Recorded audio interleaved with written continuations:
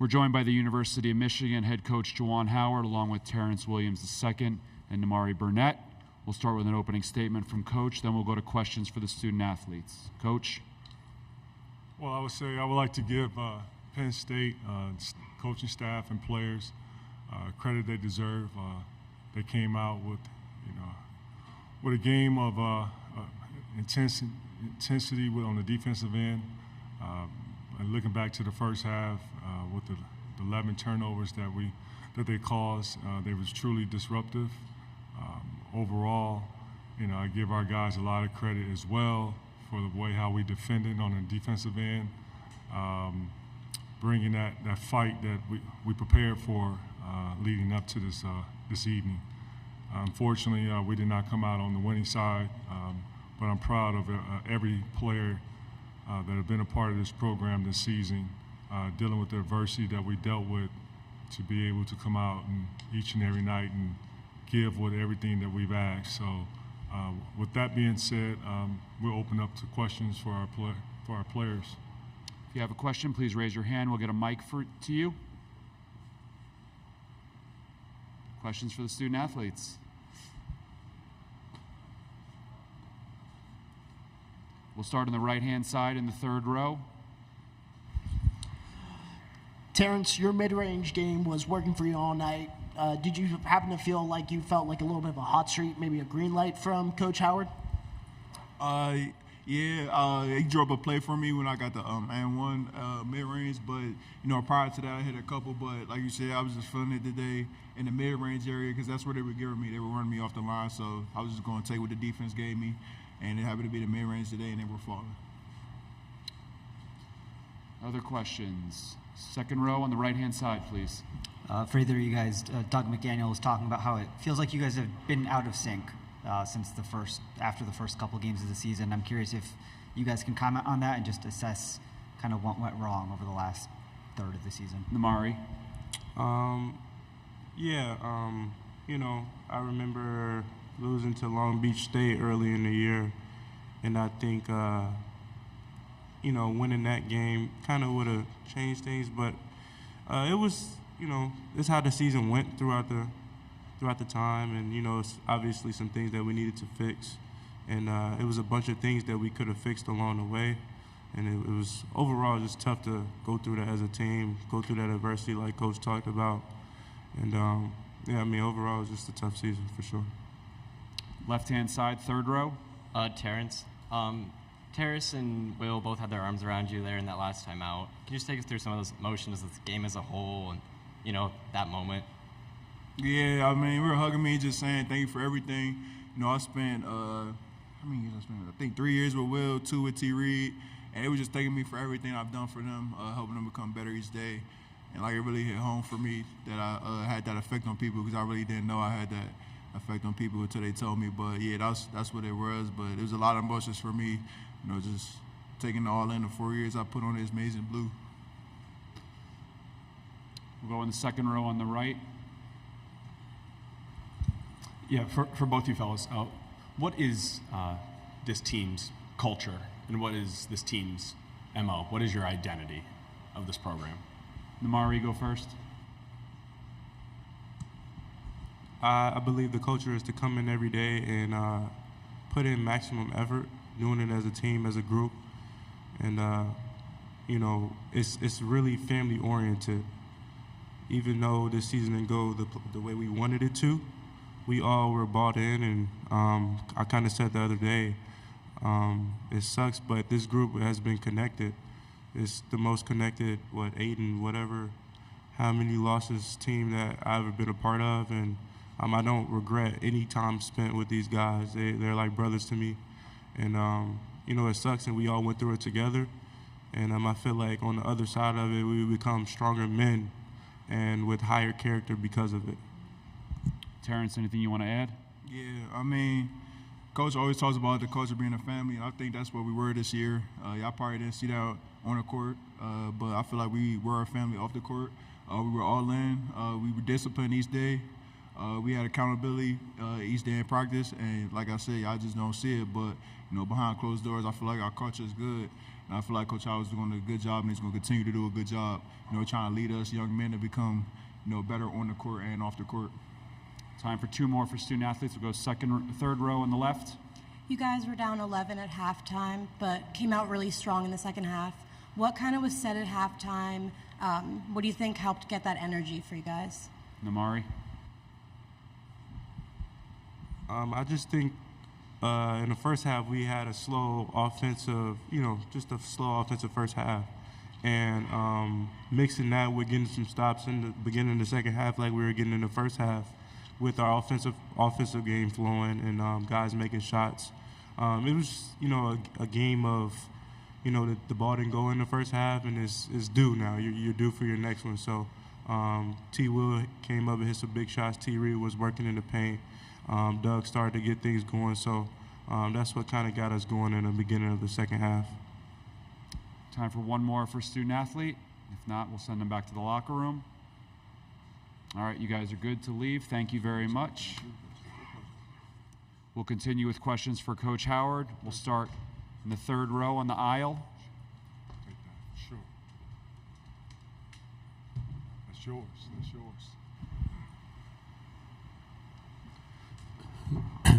yours. Juwan, hey, right here. I know you were asked this maybe 6 weeks ago, but just wondering if you still have the same answer. Do you still intend and want to coach this team next season? My answer hasn't changed. Have you had any conversations with Ward Manuel or any other Michigan administrators about the future? No, I have not. We just played a game. There are a lot of emotions right now at this moment for players and coaches. Did not want to lose this game tonight, but it so happened that's what happened. So we'll go back home. We always sit down and meet, me and players, and then I'm sure the athletic department want to sit down and talk, and I'm looking forward to having those type of conversations. Go on the right-hand side, second row. You guys go back to back. Go. Yeah, Juwan, with respect to how quickly this just ended and those conversations, I guess what would your pitch be to continue to continue on? Do you want to? Is it the success that you've had, or is it maybe that since there has not been success in recent years, you have a plan to change things? Well, I say this out of respect. I didn't know I was being interviewed at this time when you say the word pitch, because then that means that I, of course, have to, be able to pitch what you had touched on. But at this time, man, we lost a tough game, and this is a heartbreaker for me and my entire staff as well as players. So it's going to be tough to sleep tonight for all of us. Stay on the right side in the middle. Juwan, are you confident that this can get turned around, that you can turn this around, that you still have the pieces in place to turn it around? Well, there are going to be a lot of decisions made when the season, obviously the season just ended. We will regroup tomorrow, and we will sit down and talk as a staff on our needs, our wants, and at the same time, we're going to do a great job. I trust we will do a great job in executing that plan. And I know you've been asked this a million times too, but you still fully, health-wise and everything else, want to be back, plan to be back? Yeah, health-wise, just 2 weeks ago, I started to turn the corner and started to feel a lot better. My mobility, getting out of bed improved, sleep improved, my conditioning level as I was going through, and I still go through rehab 3 days a week, has improved. My health is truly improving day in and day out, and I look forward to coaching next year. Left side, third row. Quoted effort a lot this year from your team when discussing your future. Namari Burnett just quoted the effort of this team. At what point does the effort turn into tangible results? Well, if you think back to some adversity that we faced, starting with injuries, and not making excuses, but this is reality. You look at injuries to key guys. Let's just touch on just recently the last 4 weeks of our season, losing Olivier, one of our best players on our team. You look at the time when we lost, not having, our point guard. And as we was clawing and scrapping, not making excuses during that process, understanding that, yes, with those situations that happen, we have to take ownership of it and grow with it. Then you look at the fact that, with the change of a new roster, you lose, one of your best players to the transfer portal. That's, Hunter Dickerson. And then you also lose 2 NBA players, first-round picks, one being a lottery pick, the other one just one pick off being a lottery. It's challenging during these times to have to build a roster, but you have to, of course, reinvent yourself and not make, like I said before, not make any excuses for it. And sure enough, we did not. At the same time, you don't plan on the adversity that we faced. You're hoping that you have a little luck within this sport, because truly, luck plays a major role. But for us, we didn't have that luck. Overall, I really appreciate our guys on night in and night out. Every time that we pushed them to get uncomfortable, they allowed us to and accepted it. Then at the same time, we learned a lot from them and who they are. And you heard it from our 2 players that was here earlier. They talked about being all in because of our culture. Our culture, that's what we have. And we've instilled a culture since day one, since I've been a head coach here, and we would not waver from it, no matter what, college basketball and the rules with college basketball has threw at us. We will stick to the culture because we understand what works, and we're going to, like I said earlier, regroup when I get back, and we're going to figure out what's best for this program moving forward. We have time for 2 more. We'll go in the front row here in the left, and then we'll go to Andy Katz in the back. Charles Harmer, Minnesota spokesman recorder. Coach, I'm right here. First of all, we're praying for you that your health will Thank improve. you, brother. Appreciate that, man. There's 3 black coaches in this conference, and throughout the season, each one of you has been put on a hot seat by the white media. I'm hoping that you survive this, but because we know black coaches sometimes don't. Thank you. But can you speak on just the fact that the 3 of you are doing the job that you've been hired to do, representing as coaches? There was black kids in the stands today that got to see you coach, and we'll see the other 2 black coaches during this tournament. Can you just speak on that? Well, I got into coaching because I remember how my coaches impacted me as I grew. When I touched, and let's call it what it is, when I first touched campus on the University of Michigan, how Steve Fisher and his staff helped me in so many ways to become a graduate student at one of the prestigious universities, and I'm speaking of the University of Michigan. Coming from a kid from the inner city, being the first in my family to receive my degree, promising my grandmother, no matter what, my goal is to make it to the NBA and take care of our family.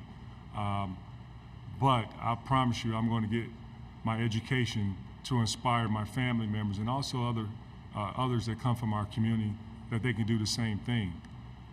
Now, fast track, this is, I've always said to you guys, a dream job to be able to impact these young men, to encourage them, to grow with them, to teach them how to become from a young man to a man during some of these uncomfortable times in our society. I relish the fact that, there are going to always be, moments where, everyone's entitled to their opinion. I'm not going to please everyone, but I'm going to, of course, roll up my sleeve and be inspired to work hard every day to make sure that I'm responsible to do a job to help our university be proud of a winning culture. And we're going to get back to that. And that's my goal, and I'm going to stick to it. But there have been coaches that have really inspired me to go out and do something special during this college game. And I look back to the John Thompsons of the world. I also inspired by the Mike Jarvis of the world and many others. And We'll go to Andy in the back, all the way on the far right. Juwan here in the back. Kind of picking up on your answer from the question before. Whether you win 1 game or 30 games, there are always moments that every coach remembers most fondly about each team. What will be those moments that you will remember about this group? yeah, great question. I would say on how our young men took on adversity during some uncomfortable moments, and how they, of course, rallied together during that. Because we could have easily had a team that separated themselves, because it is truly uncomfortable when you have, a plan of, you want to be dancing in March. You want to also be the last team standing, and when you don't achieve those goals, that's when tough adversity hits. But with our group, I've seen how the adversity where we rallied behind one another, and this started from the beginning when I went out with my injury, and my players calling me and checking on me in the hospital, sending me wonderful text messages. My staff, all hands on deck, stepping up and helping prepare our team, every day in practice. At the same time, sending me flowers, their families checking on me, making sure that my health is good. And then, we could have easily just said, this is not for us. But, everything you want is on the other side of hard. And I really believe that, this has been a learning year, but it's been a year that we've all has really joined together. And that's when family has been tested, and I feel family has stepped up and supported one another when family needed one another. All right, thank you, Coach. Appreciate your time. Thank you. That'll conclude today's press conferences. We'll be back here tomorrow.